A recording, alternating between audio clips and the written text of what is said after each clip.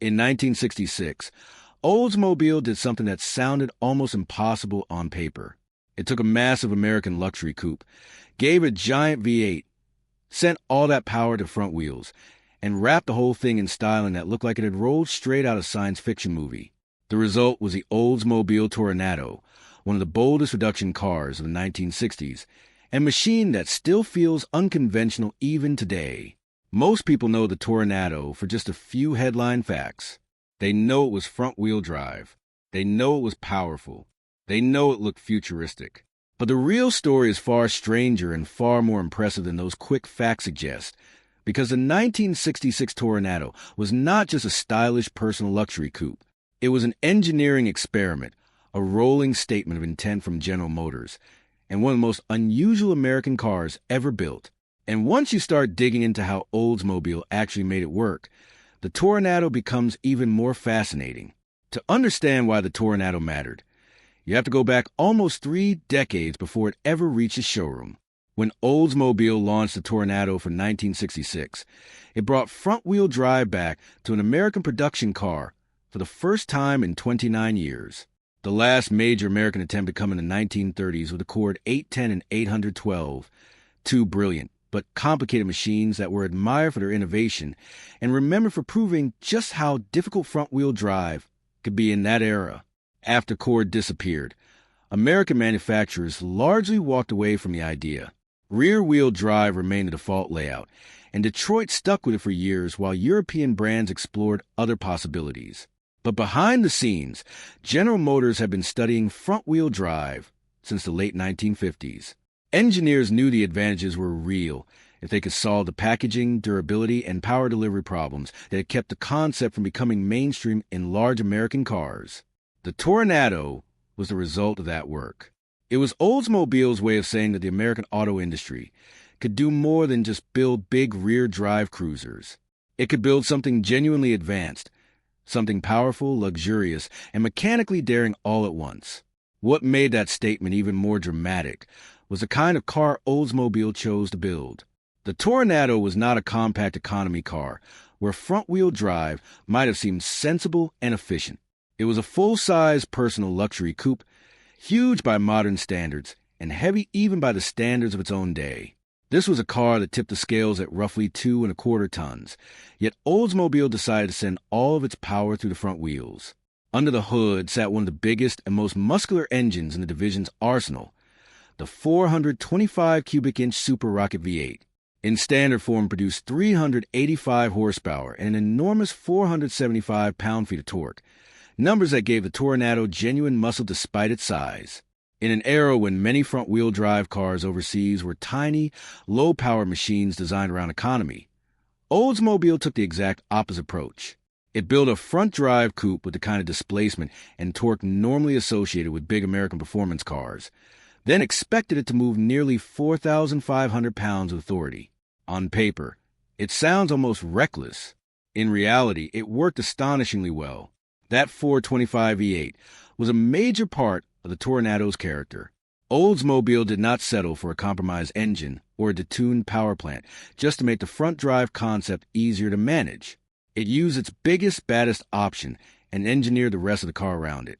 The Super Rocket was a serious engine, built with a 10.25-to-1 compression ratio, a large 4-barrel carburetor, and heavy-duty internals designed to survive sustained stress. Oldsmobile knew this V8 would face unusual loads in a front-wheel drive application, so it reinforced key areas of the block and built it to handle punishment. More importantly, it delivered its power in a way that suited the Toronado's mission. Peak torque arrived low enough in the rev range to make the car feel effortless in daily driving. You did not have to thrash it to get moving. Press the throttle and the Toronado simply surged forward on a wave of smooth, immediate torque. Contemporary tests showed that this giant coupe could hit 60 miles per hour in well under 8 seconds, astonishing performance for a heavy luxury car in 1966, and even more astonishing when you remember all of that force was going to the front tires. Of course, the real genius of the Toronado was not just the engine. It was the way Oldsmobile found a way to connect that huge V8 to the front wheels without creating a mechanical disaster. That challenge led to one of the most important and unusual components in the entire car, the turbo-hydromatic 425 transaxle, better known as the TH425. Oldsmobile engineers started with a rugged turbo-hydromatic 400 automatic transmission, one of GM's strongest gearboxes, and completely reimagined it for front-wheel drive duty. Instead of placing conventional transmission behind the engine and sending power to a rear axle, they created a transaxle system that could sit alongside the engine and drive the front wheels. The key to making that system work was a heavy-duty silent chain, a massive Morse high-volt chain that transferred power from the torque converter to the gearbox and differential assembly. This was not a flimsy solution or a stopgap. It was a highly engineered system designed to handle huge torque loads while running quietly and reliably in a production car. That chain became one of the Tornado's greatest tricks. It measured roughly 2 inches wide and was capable of handling power levels far beyond what the stock Toronado would ever produce. GM tested the setup relentlessly because they knew the entire reputation of the car depended on it.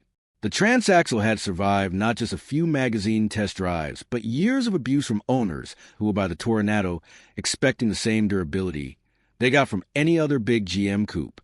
Engineers ran test cars in brutal heat, freezing winters, and endless dynamometer sessions, looking for weaknesses and strengthening the system until they trusted it. The transaxle casing itself was cast in aluminum alloy to keep weight under control, but it was heavily ribbed and reinforced where it mattered. In the end, Oldsmobile created a drivetrain layout that was compact, strong, and surprisingly civilized.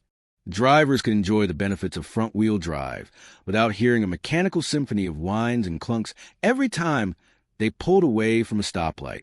What made the TH425 even more fascinating was its split layout. In a conventional automatic transmission, the torque converter, gear set, and output all lived together in one housing behind the engine. Oldsmobile broke that logic apart. In the Toronado, the torque converter sat separately from the gear set, and the two sections were linked by that huge silent chain. It was a radical arrangement, but it solved multiple problems at once. By separating components, engineers could place the heavy torque converter behind the engine, where it helped with packaging and weight distribution, while positioning the gear set and differential where they needed to be to drive the front wheels. It was the kind of solution that sounds obvious only after someone has already invented it. In reality, it required a deep rethinking of how an automatic transmission could be arranged inside a car. The result was so effective that most Toronado owners never had any idea how much mechanical creativity was hidden under the hood. They just knew the car felt smooth, quiet, and remarkably normal for something so unconventional. That packaging puzzle became even more interesting when Oldsmobile had to figure out how to route the right side drive shaft. The Tornado's engine was mounted longitudinally, not transversely like many later front-wheel drive cars, so the layout forced engineers to get creative. Their answer was one of the cleverest details on the whole vehicle, a special oil pan with a tunnel built into it. Instead of trying to route the shaft around the engine in a clumsy way, Oldsmobile designed the oil pan so the right side shaft could pass underneath through a dedicated channel. It sounds simple when described in one sentence, but it was anything but simple in execution. The oil pan still had to maintain proper oil capacity, proper lubrication, and enough structural strength to survive years of use. Engineers had to think about shaft clearance, engine movement, suspension travel, thermal expansion, and oil control all at once. They added baffles and internal design features to make sure the engine would not starve for oil during hard acceleration or aggressive cornering.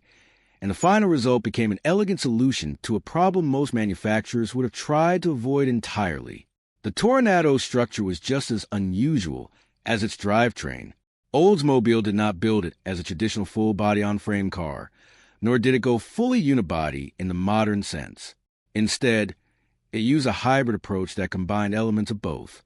A substantial front subframe carried the engine, transaxle, and front suspension, while a partial ladder-type structure extended rearward and blended into a unitized body shell.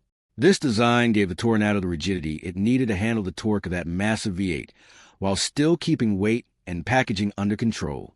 It also allowed Oldsmobile to isolate some noise and vibration while giving the car a solid, premium feel. The front subframe was so robust that engineers could test the front clip almost like a separate mechanical assembly. That tells you a lot about the way the Toronado was conceived. It was not just a body with a drivetrain stuffed into it. It was a purpose-built platform designed around a radical set of engineering goals. Even the suspension reflected that purpose-built philosophy. While many other large GM cars of the era used coil springs all around, the Toronado went its own way. Up front, Oldsmobile used torsion bars, and at the rear it relied on leaf springs. On the surface, that sounds odd, especially for a premium personal luxury coupe, but both choices serve clear engineering purposes. The torsion bars at the front created the space needed for the complex front-wheel drive hardware, steering components, and half shafts. Coil springs would have taken up room, exactly where the engineers needed freedom to package everything else. The torsion bars also allowed easy ride height adjustment and gave Oldsmobile more flexibility in fine-tuning the front suspension geometry. At the rear, the leaf springs helped keep the floor low, which improved passenger comfort, interior packaging, and the overall sleek profile of the car. They were not a cheap afterthought. They were carefully designed multi-leaf units intended to provide good ride quality while supporting the car's size and mission. That suspension tuning had to work around another major challenge: weight distribution. The Toronado carried more than 60% of its mass over the front wheels. In theory, that sounds like a recipe for understeer, clumsy handling, and steering corruption under power. Yet the Toronado surprised testers because Oldsmobile tuned around those disadvantages more effectively than anyone expected. The heavy front end actually gave the car excellent traction in bad weather, a major advantage over big rear-wheel drive American coupes of the era. In snow or rain, the Toronado could put its power down with confidence, while many traditional rear-drive cars struggled for grip. Oldsmobile matched that front weight bias with carefully selected spring rates, anti-roll bars, and tire pressures to keep the car composed. Road tests from the period often praised its stability and its secure, planted feel. No one was confusing the Toronado with a European sports car, but for a giant front-drive luxury coupe, it handled with far more confidence than logic suggested. It should point one of the biggest reasons it felt so composed was the way Oldsmobile managed torque steer, the classic enemy of powerful front-wheel drive cars. When unequal-length driveshafts twist differently under acceleration, a front-drive car can yank at the steering wheel and pull to one side. In a heavy coupe with nearly 400 horsepower on tap, that problem could have ruined the Toronado. Oldsmobile tackled it with a surprisingly modern idea: equalizing the effective behavior of the half shafts. The right side used a special intermediate shaft designed to absorb twist and mimic the characteristics of the other side, reducing the uneven forces that normally feed back through the steering. Engineers also paid close attention to suspension geometry and steering axis design, so acceleration loads would not constantly fight the driver. The result was not perfection, but it was remarkable for 1966. Testers were impressed by how civilized the Toronado felt under hard acceleration. It could smoke the front tires if provoked, yet it did not constantly try to tear the wheel out of your hands. The front-wheel drive layout also transformed the Toronado's interior, and this is one of the car's most underrated advantages. With no drive shaft running to a rear axle, there was no need for a large transmission tunnel slicing through the cabin. That gave the Toronado a flat floor and a sense of spaciousness unusual in a personal luxury coupe. Oldsmobile marketed the car as a 6-passenger machine, with room for 3 across in front and 3 across in the rear, though in practice it was more comfortable for 5 adults. Even so, the absence of a big floor hump changed the feel of the cabin. Passengers could slide across the front bench seat more easily, and the whole interior had a more open, integrated look. It made the Toronado feel modern and almost lounge-like inside, a fitting match for its futuristic image. On long trips, that extra floor space also made the car surprisingly practical. Owners could stash luggage and gear more easily, and some even treated the Toronado like a grand touring road car rather than just a flashy coupe. Oldsmobile made sure the dashboard reinforced that futuristic atmosphere. The Toronado's instrument panel looked like something from the space age, and the most eye-catching feature was its vertical drum speedometer. Instead of traditional needles sweeping across a dial, the Toronado displayed speed through a rotating drum that showed numbers in a small window, almost like a slot machine. It was a bold visual choice, exactly the kind of detail you expect in a car meant to symbolize the future. The speedometer was not just a gimmick slapped into the dash for novelty's sake. It was a carefully engineered mechanism with its own internal complexity, designed to provide smooth, accurate readings while fitting the Tornado's dramatic interior theme. Some drivers loved it because it showed exact speeds clearly. Others found it less intuitive than a sweeping needle. But no one could accuse Oldsmobile of playing it safe. Between the flat floor, the flowing dashboard, and that strange vertical speedometer, the Tornado's cabin felt like an event every time you climbed inside. If the interior felt futuristic, the front end delivered pure theater. The 1966 Toronado used hideaway headlights that rose and retracted through an elaborate vacuum-operated system. When the lights were switched on, vacuum motors pulled the lamp assemblies into position, and spring-loaded latches locked them in place. Turn the lights off, and the system released the latches so the headlights could disappear back behind the grille. It was an extravagant solution to a problem that did not really exist, which is exactly why it suited the Toronado so well. The whole car was about turning engineering into drama. When the lights were down, the front end looked clean, sleek, and futuristic. When they rose into place, the Toronado suddenly looked alive. The downside, of course, was complexity. Vacuum reservoirs, valves, actuators, and latches all had to function correctly, and if one small part failed, the system could become a headache. Yet, when it worked, it was magical, the kind of over-the-top detail that helped make 1960s American dream cars so memorable. The Toronado was so unconventional that even its tires had to be specially developed. Firestone created dedicated TFD tires, short for a Toronado front drive, because ordinary tires of the era were not really designed for a heavy luxury coupe that asked its front tires to handle steering, acceleration, and most of the braking all at once. These special tires used stiffer sidewalls and a construction better suited to the Toronado's unusual weight distribution and power delivery. Their job was to preserve steering precision, maintain traction, and cope with the enormous loads placed on the front axle. In a way, those tires symbolize the Toronado perfectly. Oldsmobile was not simply borrowing existing parts and hoping they would survive. It was forcing suppliers, engineers, and the entire supporting cast around the car to adapt to something genuinely new. Owning a Toronado meant owning a machine that required its own solutions because there was almost nothing else like on the road. And that uniqueness was exactly why the automotive press fell for it. The 1966 Toronado was not just another new GM coupe with flashy styling and a big engine. It was a serious engineering achievement, and the industry recognized it almost immediately. Motor Trend named it Car of the Year for 1966, praising the way Oldsmobile had integrated radical technology into a car that still felt usable, luxurious, and coherent as a complete package. That award mattered because the Toronado was competing against strong, high-profile American machinery, yet it stood out as a car that genuinely pushed the industry forward. The magazine's testing backed up the hype too. This giant front drive coupe was quick, comfortable, and technically fascinating in a way few American cars had ever been. More importantly, it hinted at where the industry might be heading. At a time when rear-wheel drive still dominated Detroit, the Toronado showed that front-wheel drive was not just possible in an American car. It could be desirable. By the end of its first impression on the market, the Toronado had already accomplished something remarkable. It revived front-wheel drive in America after nearly 3 decades of absence, proved that a huge V8 powered coupe could send power to the front wheels without falling apart, and wrapped all of that engineering in one of the most distinctive bodies of the decade. But the deeper you go into the Toronado story, the stranger and more impressive it becomes. Because beyond the drivetrain and the styling lies a second layer of oddball details, surprising industry influence, and engineering decisions that will help shape future GM products in ways most people never realize. And that is where the Toronado stops being merely an interesting old Oldsmobile and becomes something more important. A car that quietly changed the way American manufacturers thought about packaging, power, and the future of front-wheel drive design.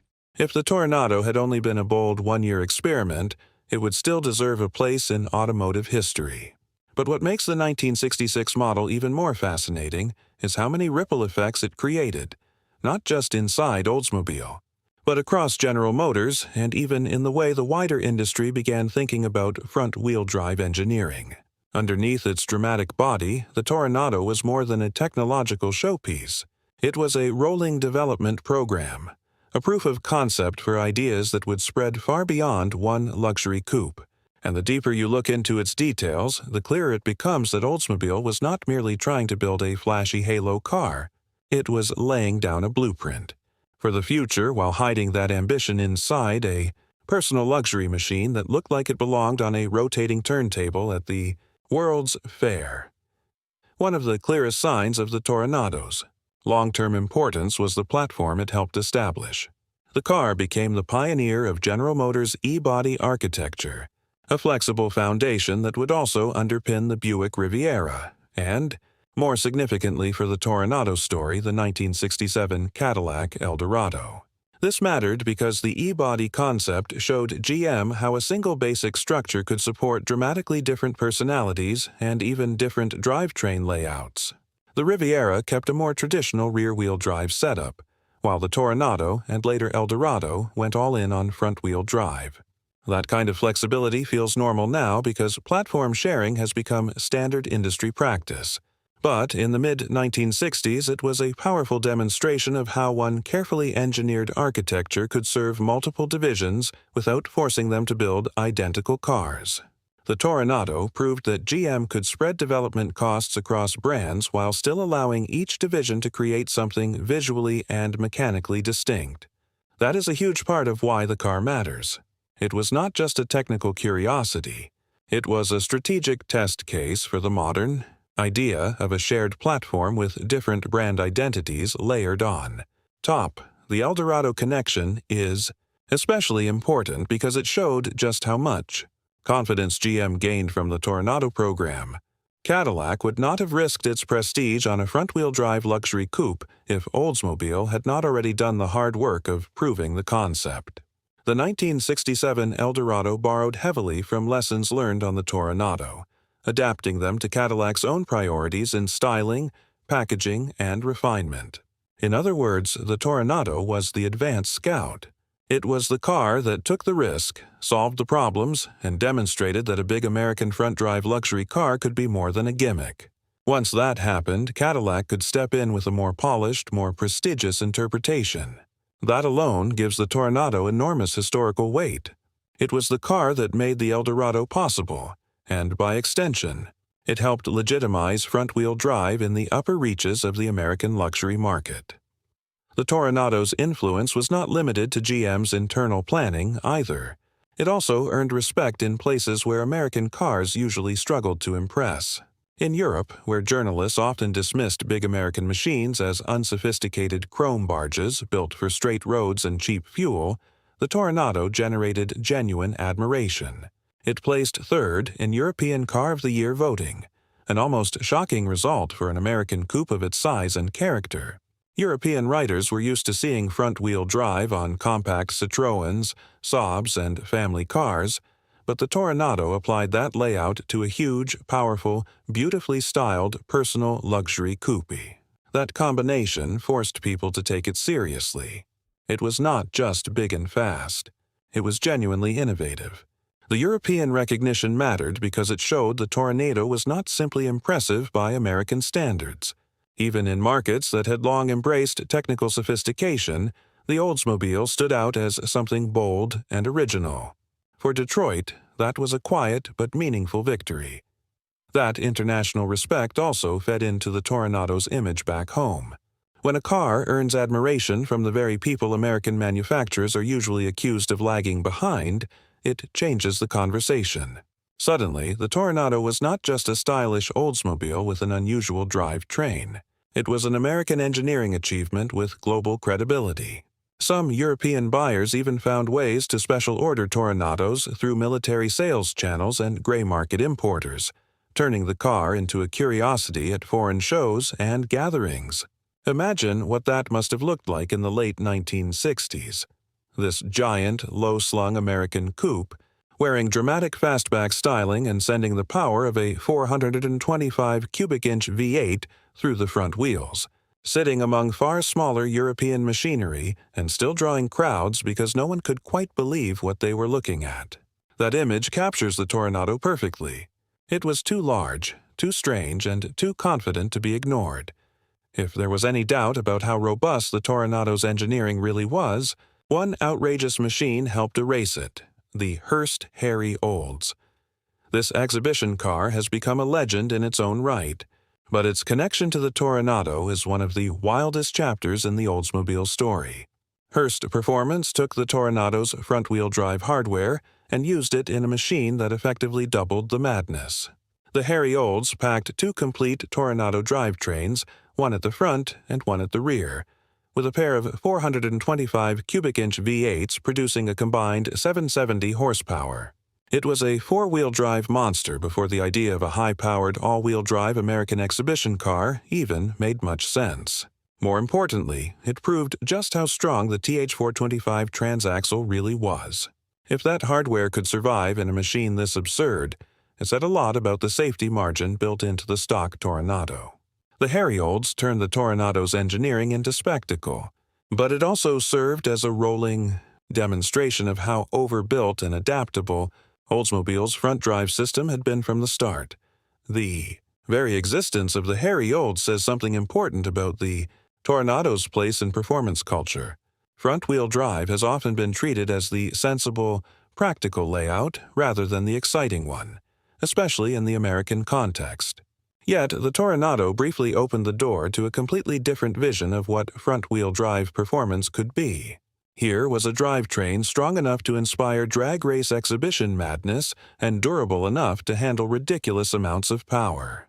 That does not mean the Toronado launched a wave of front-drive muscle cars, because it did not. But it does mean the car shattered assumptions. It proved that front-wheel drive did not automatically mean fragile, slow, or compromised.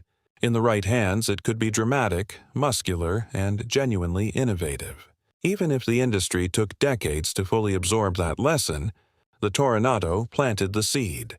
For all of its innovation, though the 1966 Toronado was not perfect, and one of its biggest weaknesses was stopping power. It is almost comical from a modern perspective that such an advanced car arrived with drum brakes at all four corners, but that was the reality. Front disc brakes would not appear until the 1967 model year. To be fair, the drums on the 1966 car were not tiny or crude. They were large, carefully engineered units with self-adjusting mechanisms and power assist, designed to cope with the weight and speed of a big luxury coupe. But physics is physics, and asking drum brakes to repeatedly rein in a heavy front-drive car with a 385 horsepower V8 was always going to expose their limits. Contemporary testers complained about fade under repeated hard use, and the Toronado's nose-heavy layout made panic stops a more delicate affair than Oldsmobile would have liked. In many ways, the brake situation perfectly captures the balancing act behind the whole project.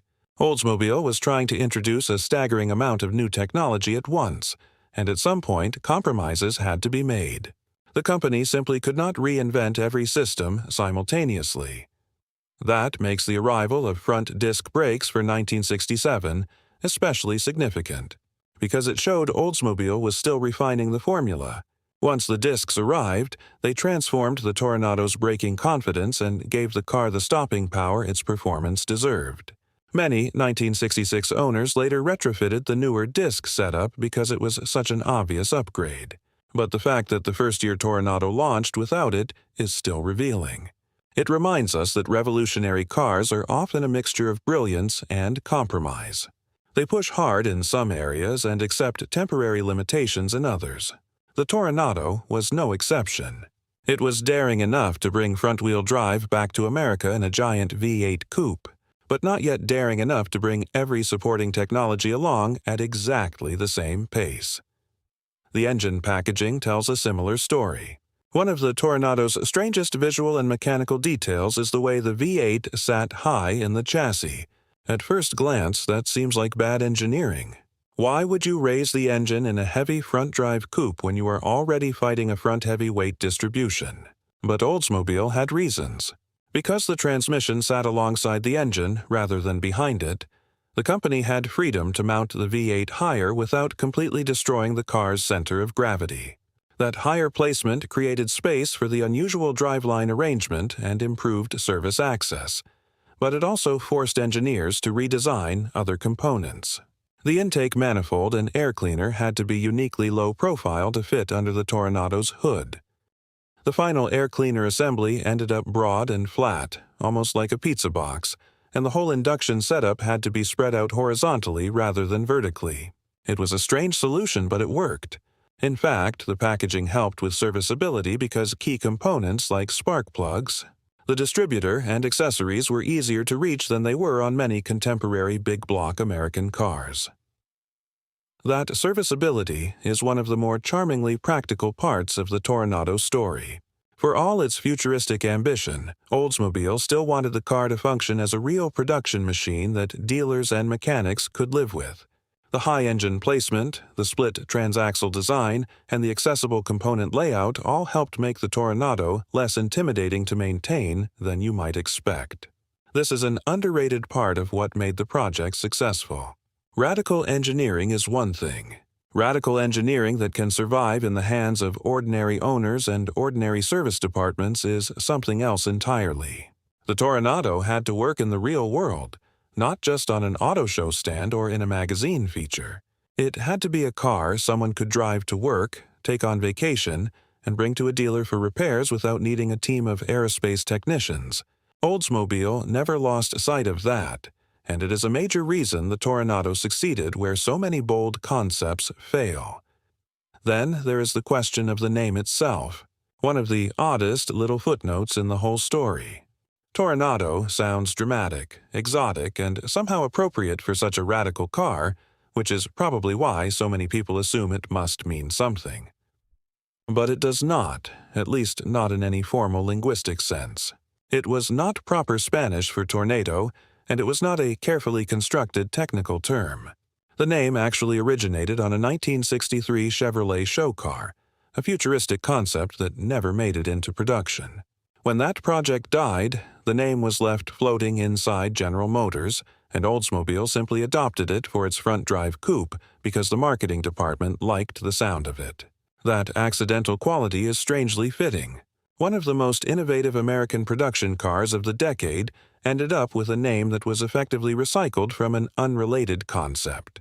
Later, Oldsmobile's marketers tried to give it a kind of retroactive mythology by suggesting it blended Toro and tornado to imply force and power, but most people never bought that explanation.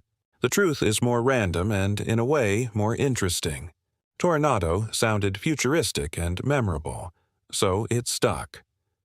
That sense of image and theater was part of the car's appeal from the beginning. The Toronado was never meant to be purely rational. It was not just about efficiency or mechanical novelty. It was about presence. The long hood, the dramatic fastback roofline, the clean front end with its hideaway lamps, the futuristic dashboard, and the whisper of space-age engineering under the skin all worked together to create an atmosphere. The car made a statement before you ever turned the key. It looked like a machine from tomorrow, yet it had the deep rumble and easy thrust of a giant American V8. That contradiction was exactly the point. The Toronado fused old-school Detroit excess with a level of technical daring that felt almost European. It was a luxury coupe, a muscle car, an engineering experiment, and a design statement all at once. Very few cars manage to occupy that many identities without collapsing into confusion, but the Toronado somehow made them feel coherent. What makes the 1966 model especially compelling today is that it stands at the crossroads of several automotive eras. It still belongs to the age of giant engines, dramatic styling, and unapologetic American excess. Yet it also points forward to a future of front-wheel drive packaging, shared platforms, and engineering-led design. It is one of those rare cars that can be appreciated from multiple angles and still feel important. If you love styling, the Toronado gives you one of the most distinctive silhouettes of the 1960s. If you love engineering, it offers a masterclass in problem-solving, from the TH425 transaxle to the oil pan tunnel and the equalized half-shaft setup. If you care about industry history, it matters because it revived American front-wheel drive, influenced the Eldorado, and helped GM refine ideas that would echo for years. And if you simply love oddball cars that refuse to play by the rules, the Toronado delivers that in abundance. There is also something admirable about the confidence behind the project. Oldsmobile did not test the waters with a small, cautious front-drive sedan. It took a full-size luxury coupe, loaded it with one of the largest V8s in the company's lineup, and decided that if it was going to reintroduce front-wheel drive to America, it would do it in the boldest possible way. That level of ambition feels almost unimaginable now. Modern automakers still innovate, of course, but they usually do it behind layers of focus groups, market studies, and carefully managed risk. The Toronado came from a moment when a major manufacturer was willing to gamble on an idea simply because its engineers believed they could make it work, and because its leadership wanted to prove a point. The result was not a perfect car, but perfection would almost be less interesting. The Toronado is compelling precisely because it is such a vivid blend of brilliance, excess, compromise, and courage. And perhaps that is the best way to understand the 1966 Oldsmobile Toronado today. It was not merely a front-wheel drive Oldsmobile. It was a challenge thrown down by an industry giant. A car that asked whether Detroit could still surprise the world with genuine engineering imagination. The answer, at least in 1966, was yes. The Toronado brought front-wheel drive back to the American mainstream after nearly 3 decades. Packaged a giant 425 Super Rocket V8 into a layout nobody expected to work, introduced a transaxle design strong enough to become legendary, and wrapped the whole experiment in styling dramatic enough to stop traffic. It influenced Cadillac, helped define the E-body platform, impressed European journalists, inspired the Harry Olds, and proved that American luxury did not have to mean technological conservatism. Even its flaws make it more interesting, because they remind you how difficult it is to build something truly new. Today, the Toronado stands as one of the great automotive what-ifs and one of the great automotive triumphs at the same time. It makes you wonder what might have happened if more American manufacturers had pursued front-wheel drive performance with the same conviction. It also makes you appreciate the rare moments when a company stops playing safe and builds something gloriously overambitious. The 1966 Toronado was exactly that kind of car. It was strange, elegant, powerful, over-engineered, occasionally impractical, and undeniably important. In a decade full of memorable American machines, it carved out a place all its own, not by following the rules, but by quietly rewriting them. And that is why, nearly 60 years later, the Toronado is still more than just an old Oldsmobile. It is one of the boldest engineering statements ever to come out of Detroit. A car that turned a radical idea into a production reality and, in the process, changed the course of American automotive design in ways most people still do not fully realize.